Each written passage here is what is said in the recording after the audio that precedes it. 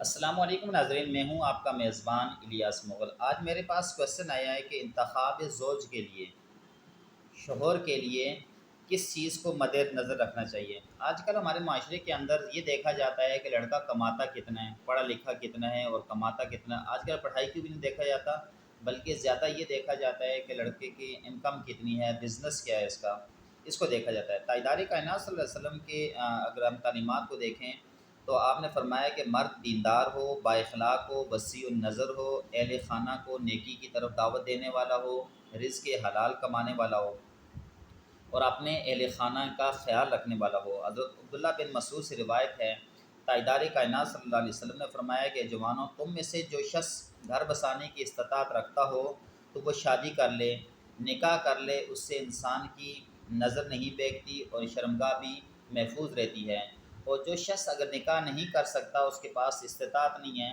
تو فرمایا وہ روزے رکھے، روزہ گناہوں سے انسان کو بچاتا ہے۔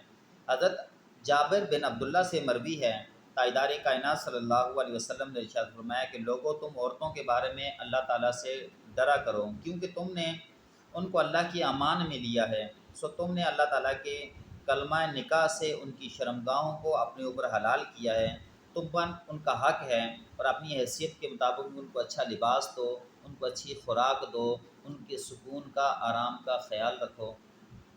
اللہ تعالیٰ سے دعا ہے کہ اللہ تعالیٰ ہمیں دین اسلام پر عمل کرنے کی توفیق دے۔ اپنے میزبان الیاس مغل کو دیجیے اجازت۔ اللہ حافظ۔